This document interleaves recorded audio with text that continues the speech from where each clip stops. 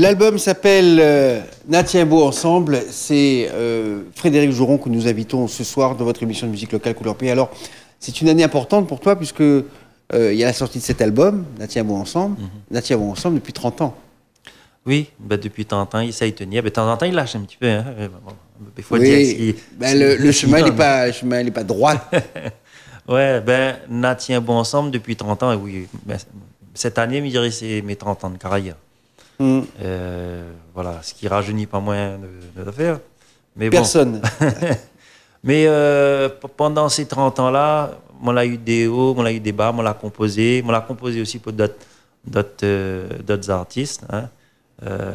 Et voilà. Donc maintenant... Ça se sait moins. Quel artiste a pu Magnan, par exemple, Chantal. D'accord. M'avait composé pour elle. M'avait composé aussi pour Médéris. Ah oui, la chanteuse du Sud, là. Voilà, Médéris. Et puis, bon... On essaie toujours d'avoir dans l'émission, mais c'est compliqué parce qu'elle a un travail un peu prenant, mais on ne désespère pas. Voilà, on a donné un coup de main aussi à Marovo, un groupe de la Plaine des Caves. D'accord, on connaît un petit peu. Et puis, voilà. Et puis, un petit peu dans le secret. Dans l'ombre. Il y a des gens, ils viennent voir moi, ils demandent à moi un petit coup de main, par-ci, par-là. Pour les gens, ça reste quand même une référence de s'adresser à toi pour avoir des conseils, ne serait-ce?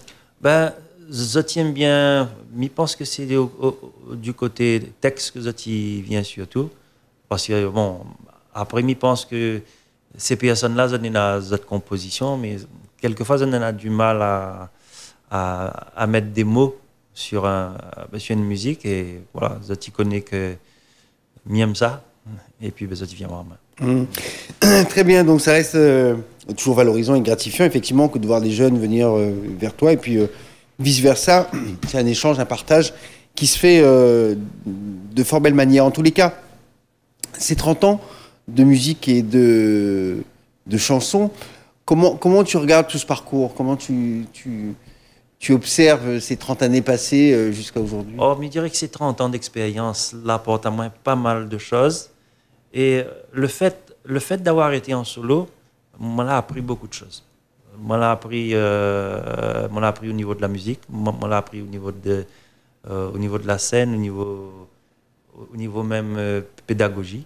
Donc, l'a permis à moi vraiment d'évoluer dans un sens où l'a mis plusieurs cordes à mon arc. Tu as aussi fait beaucoup de travail avec des enfants. Tu étais aussi un peu professeur, pas un peu, professeur de musique. Voilà, tu enseignes. On est professeur de musique réunionnaise à l'école Sainte-Marie de Beauséjour. Sinon, depuis 2001, donc comme on est revenu un petit peu au devant de la scène avec Génération l'an 2000, nous là, nous parce qu'il nous faisait partie d'une association qui appelait Éventail, et nous l'a travaillé à Saint-Louis avec des enfants. Et ces enfants-là, donc nous l'a pris en main, nous a pris la musique, on a commencé à monter un petit groupe qui s'appelle Diapason.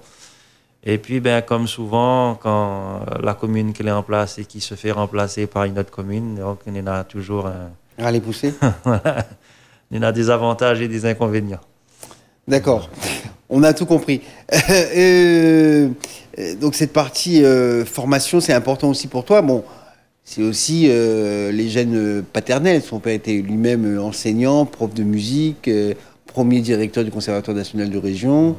Quelque part, ça reste le musicien en lui-même, je prends l'exemple de papa, qui aimait faire de la musique, qui aimait jouer de la musique, à un moment donné où l'envie de transmettre ce patrimoine-là qu'elle est là, ce savoir-là, parce que ne l'ai pas éternel sur cette terre et on pense que ça il faut valoriser, il faut garder, il faut mettre en mémoire, il faut que les jeunes ils gardent ce côté-là. Ils ne prennent pas rien des choses qui viennent de l'extérieur. Et que on a aussi une richesse, un patrimoine ici qu'il faut valoriser, garder et même quelquefois sauvegarder. Très bien. Alors ces 30 ans, est-ce que ça va se matérialiser par un spectacle, une animation, quelque chose une fête? Écoute, déjà, on a une programmation au Théâtre de Saint-Gilles le 13 décembre. D'accord. Sinon, nous commençons, avec Jean-Le, nous commençons à toucher un petit peu à droite, à gauche, au niveau de communication. Et voilà. Et puis, personnellement, moi, je l'ai ouvert à plein de choses. Même On a même le projet, me dirait que ben, s'il y en a des gens, même où ils rouvrent votre porte, faire ça chez l'habitant, un peu comme les Marocains, ils font, ils rouvrent votre porte, ils invitent. Donc, les griots, voilà, enfin, oui, ils font la fête ensemble, et voilà, et puis ils invitent à nous jouer, nous éclatent à nous fêtent d'une manière ou d'une autre cet événement, parce que les vrais, souvent, nous fait Théâtre Saint-Gilles ou Théâtre Champfleury, ou voilà. les grandes scènes. Mais, Ouais. voilà. Et midi aussi, bien aussi le petit côté convivial. Voilà. La proximité, la La rencontre avec les voilà. gens et être proche d'eux avec Le face à face, de côtoyer les gens. Ça, c'est un privilège que ben, souvent nous n'avons point quand nous les sur la scène. Nous les sur la scène, nous avons quand même une distance, même s'il y a une communion avec le public, mais il y a quand même une distance entre le public et celui qui est en l'air. C'est une autre approche de la scène et du partage de la musique avec le public, effectivement. Et c'est une très bonne idée de jouer la carte aussi de la proximité. Quand je dis de la jouer, en fait, c'est de la vivre avec les gens.